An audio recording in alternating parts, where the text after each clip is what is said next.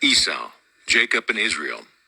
We are told by Paul in 2 Timothy 3:16, all scripture is inspired by God and profitable for teaching, for reproof, for correction, and for training in righteousness. The word righteousness is described for us in Encyclopedia Britannica as right thinking. We are also told there's a threefold cord that is not quickly broken. It is built like the ark on three levels, the physical level here, the psychological level, and the spiritual level. Tonight we are taking three characters of Scripture, Esau, Jacob, and Israel. I think I have broken this cord. In fact, I am convinced of it. So I would like to share with you what I know of these three levels. They are not persons as we are. They are states of consciousness through which the immortal soul passes on its way to God.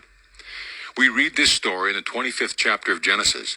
We are told that Rebekah was childless, and that she and Isaac prayed to God that they may be blessed with a child, and God responded. That is what we are told all through the Bible, this response to prayer for a child. In this case, they are twins, and the Lord said unto her, 2 nations are in your womb, and 2 people born of you shall be divided. One shall be stronger than the other, and the elder shall serve the younger. Now here's a prophecy. Before the children were brought into the world, which one would excel? Here is predestination. You cannot interpret it any other way. They are brought into the world. They haven't committed either good or evil, and yet one is predestined to excel. He is the younger, Jacob, the supplanter, and the first one, Esau, must serve him. But I tell you, these are states of consciousness, or we can take them on different levels. We are told in the same chapter of Genesis that the first son he gave me was red all over, like a hairy animal, so they called him Esau. His other name was Edom, like Adam, spelled in the same way in Hebrew.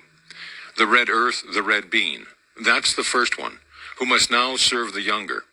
The second came out holding in his hand the heel of the first, and he was called Jacob, the supplanter. We are told the first was a hunter, a man of the fields, and the second one was a smooth-skinned lad who lived in a tent. So on this level, it is the outer and the inner man. No matter how hairless you seem to be, just put a magnifying glass on the body and you will see the body is completely covered with hair.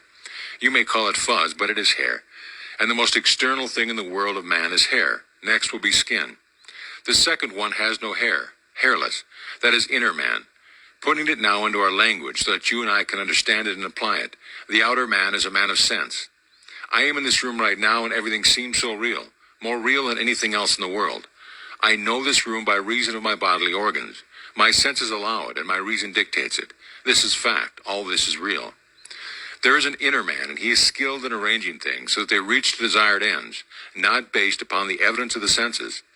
The inner man, by standing here, could desire to be elsewhere and deny the evidence of my senses, deny in reason, dare to assume I am where I would like to be, and rearrange the furniture of my mind. Instead of using this to tell me I am here, I use other furniture, objects of my mind. Here I rearrange it and remain faithful to that state until it takes on the tones of reality.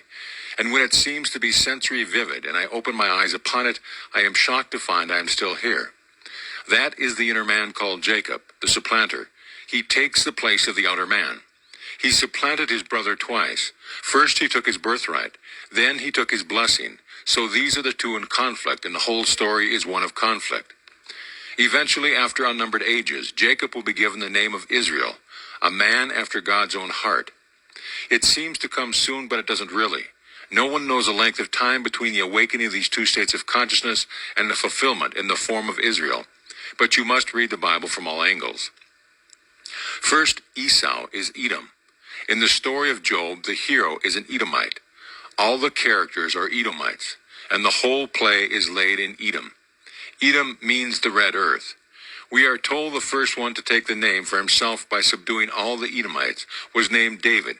Read it in 2 Samuel 8. He is the first king of Israel chosen by Jehovah. Saul was chosen by the people, but rejected by Jehovah. Here is one, David, chosen by Jehovah, the first king of Israel. Israel means a man after my own heart. Behold an Israelite, indeed in whom there is no guile. This is what he said when he saw Nathanael, and only the pure in heart can see God. I have found David, a man after my own heart, one who could subdue the Edomite. That comes way beyond this initial story of the parents of the two boys. It is all in us. I am told, as you are told tonight, that it is possible that I can assume that I am a man, and I would like to be. If I dare to remain faithful to that assumption and not waver in it, and to the degree that I am loyal to that assumption, it will crystallize and become a fact. I need not appeal to any person in the world to help me. I can do it all by myself if I know of the existence of the being in me who is skilled in arranging things, so that it leads to a desired end. How would I arrange the furniture of my mind to reach the desired end, but name the end first? The end is where I began. My end is my beginning. This is a very simple story. It is a true story. A man, an engineer, who never earned $20,000 a year. He had never earned beyond 10. I said to him, "Where would you work if you made your 20,000?" He said, "I have picked out the job. They don't know it, but the building is on Madison Avenue. I know exactly the floor. I have ridden up the elevator. I have gotten off on the floor and walked into the office. I know where I would sit were it true that I work there, where I will hang my hat when I take off my coat, where I will put it. I know exactly what I will do." I said, "All right, now stand in the elevator and go up. See to it, stop at the floor and get off. Walk right into the place, take off your hat and jacket, and just simply be natural in the job." Within 2 weeks, he was sitting on that job at $20,000 a year. He traveled all over the Near East, aiding in the building of dams and all kinds of these fantastic things he loved after this last World War. One day he didn't feel well, closed his eyes, and made his exit from this world. But he had 5 years to exercise his Jacob. What does it matter when we go from this sphere? It doesn't really matter. Before he made his exit, he discovered David. And if there's evidence of a thing, what does it matter what you or I or anyone thinks about it or wish about it? But he proved it and lived it for 5 years. I can multiply that by hundreds and hundreds of the exercising of Jacob. Jacob comes second. Bear this in mind. The whole vast world, 3 billion of us, we only know the existence of Esau. We know the man. He was born in a certain social structure, and that's it. He had no financial, social, intellectual, or any other support behind him, and life is rugged. That is Esau. That is Edom. And then comes his story, and he's made aware of another one that will be brought forth. And that one's name is Jacob, the supplanter. And you tell him what you would do where and he tries it, and he does it. And quite often, having done it once, he forgets and goes back and serves Esau. Then comes that moment in time when he hits the third level of the ark, the spiritual level, and knows the thing is literally true on the third level. All these stories are literally true on the spiritual level. It is only the psychological level where there is something different. Like I stand here and assume I am elsewhere, and I see the world as I would if I was standing there physically. Then I open my eyes to find there isn't any difference, and I am shocked I am not actually there. I have gone to prepare a place. Having gone to prepare a place, I returned here. But I will now move across a bridge of incidents, a little series of events, leading from where I am physically to where I am consciously. I try it again, as that I try it and it works and I become aware of Jacob. What about Esau? Jacob wrestled all through the night of human darkness and ignorance with the Lord himself, but he couldn't grant him what he asked for. He had to change his name before he could give him what he asked for. He changed it from Jacob, the deceiving one, for he deceived his father-in-law, his brother, his father. He deceived everyone. But even though he deceived them, he was God's chosen vessel. I deceive myself when I stand here and persuade myself that I am elsewhere. I deceive myself when I persuade myself you are what you would like to be. If I forget what you told me you are, and think only what you would like to be, and when I am self-persuaded you are such a person, I am self-deceived. So Jacob is the deceiving one. He comes into the presence of his father, and he has no hair, while his brother is covered all over with red hair. And with the aid of Rebekah, the mother, he takes 2 goats, slaughters the goats, takes the hair, the skin, covers his hands and nape of his neck, and puts on the robe of his brother, that he may deceive the father when he comes into his father's presence. The father said, "Who are you?" He said, "I am your son Esau." He said, "Come closer, I can't see you. Come closer that I may feel you." So he comes closer, and the father feels him and said, "You feel like Esau, but your voice sounds like Jacob."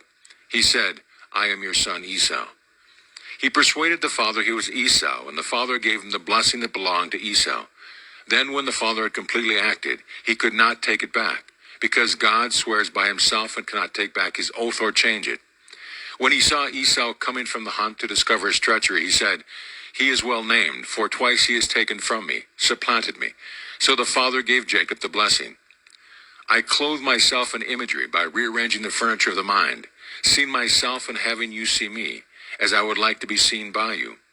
When I see you in my mind's eye, see me as you would see me, were it true that I am what I am assuming that I am pre-clothed. Now to what degree can I fool myself?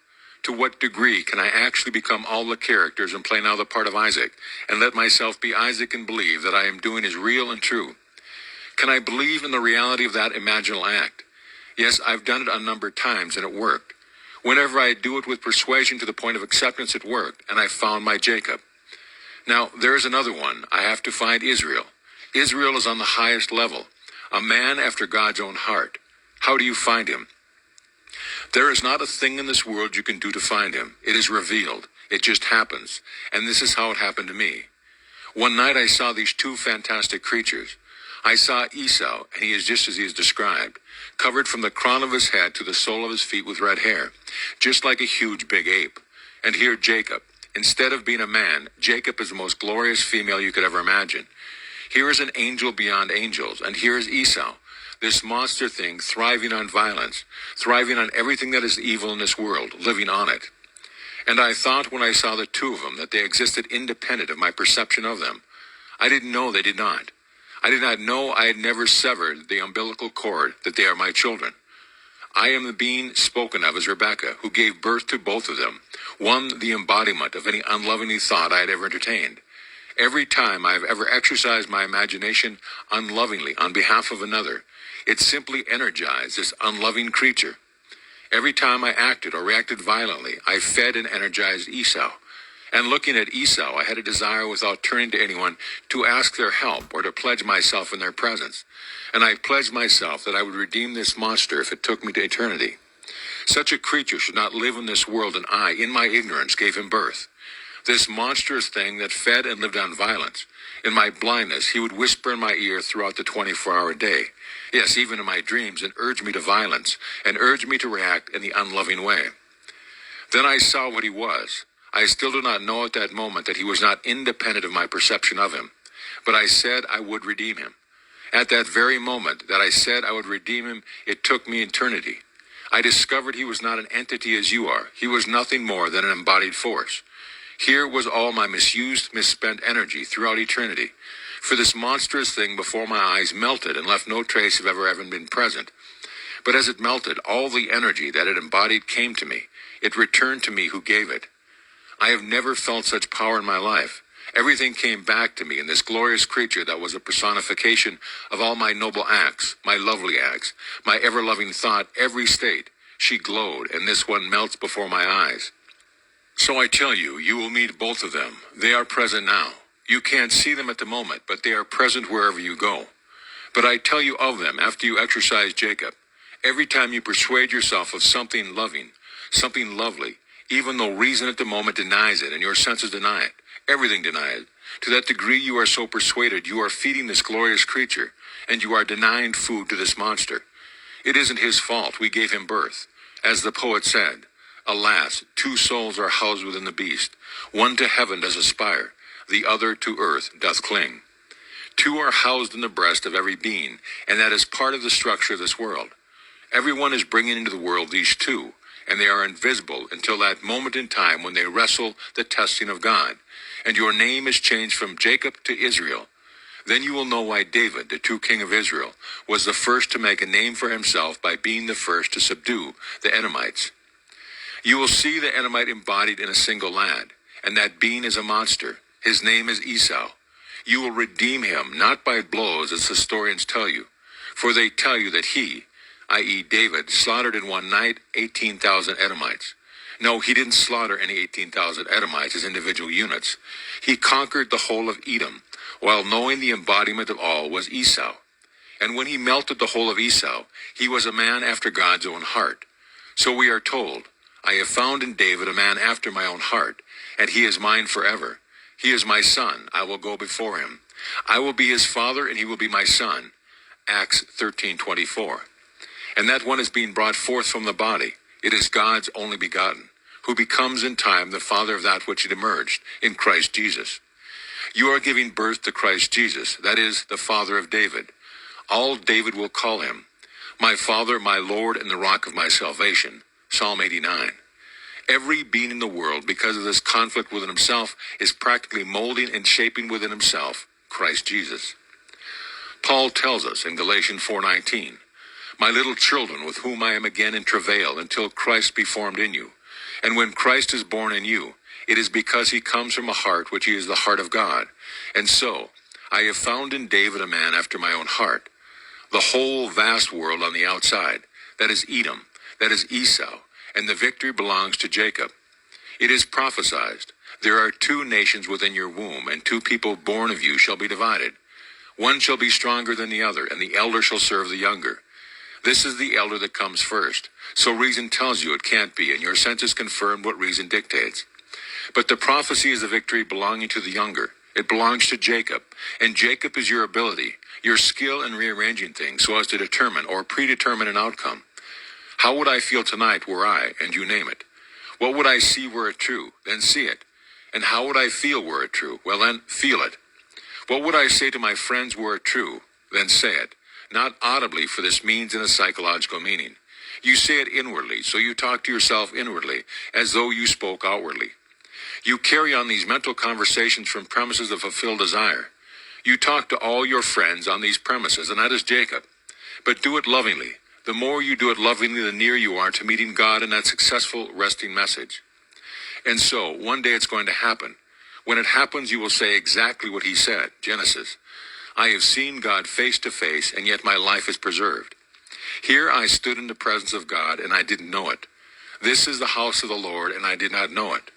So he takes the stone of which he slept that night to mark the place of the house of God, and calls it Bethel, the house of the Lord, the house of God.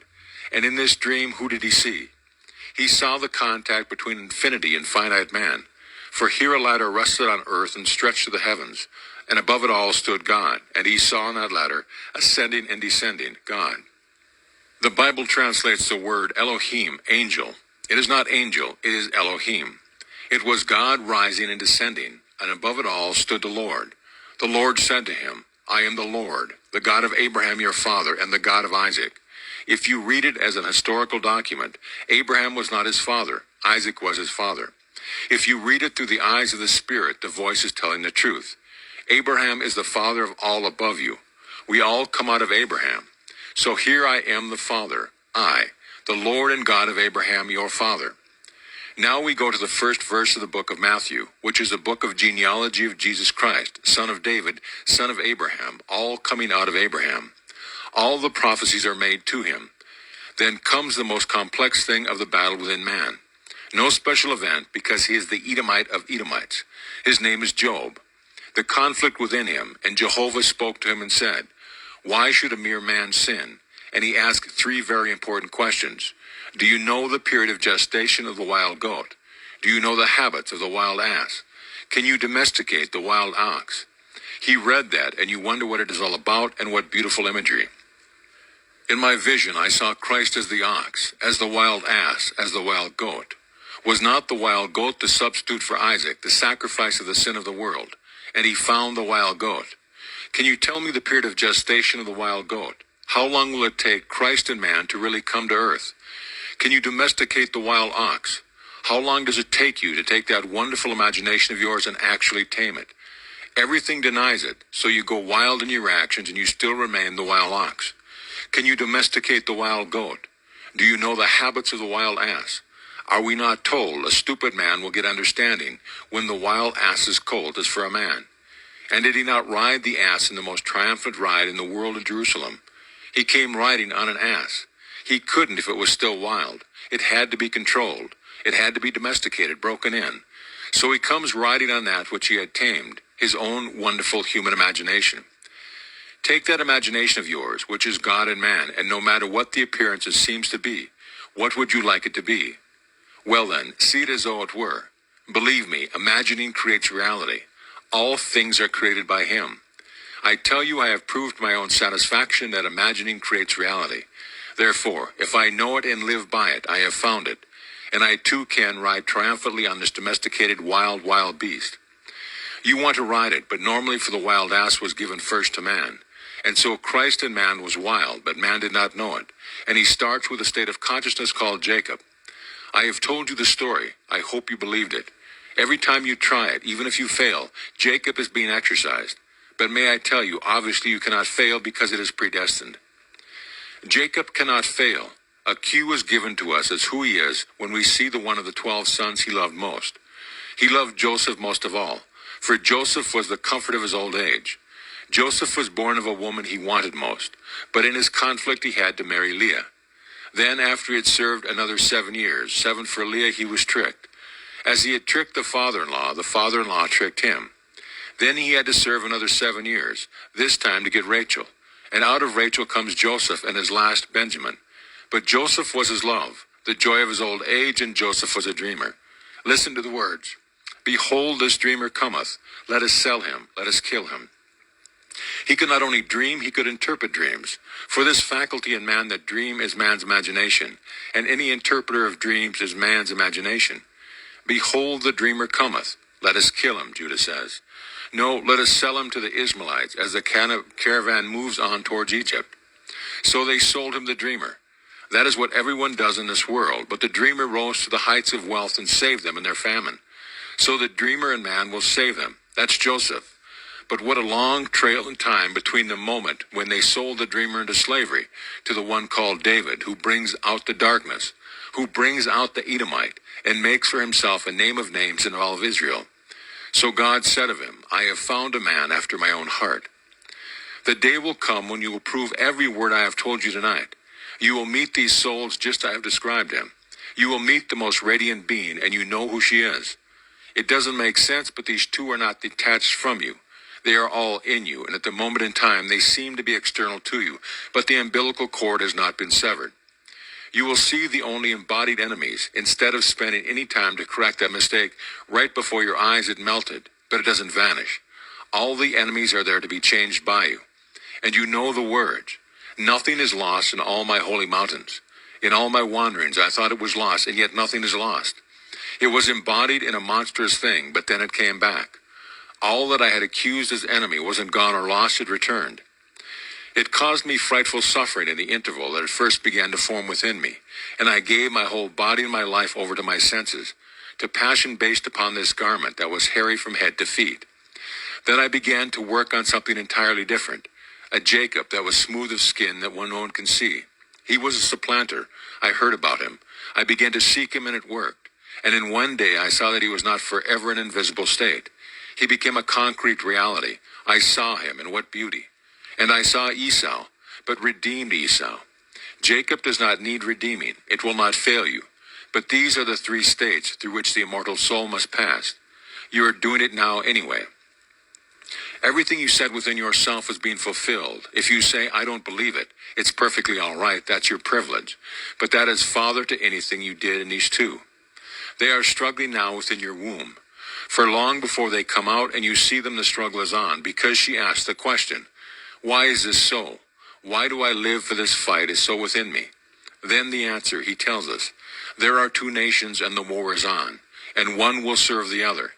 He tells exactly which will do which. The elder will serve the younger. The one that comes first, Esau the elder, and he serves the younger. Who is he? What is Jacob's name, the supplanter? He looks at the world and he doesn't like it. Like that vision I had on 5th Avenue. Looking at an empty lot, I would say, I remember when it was an empty lot. It still is an empty lot to my outer senses, but I'm not satisfied or interested in my outer senses. I would build a word picture as I described this lot to me. I would say, I remember when it was an empty lot, and still to outer appearance it is an empty lot, but not to me or to those who are the so-called dream. That is exercising the inner man, exercising Jacob.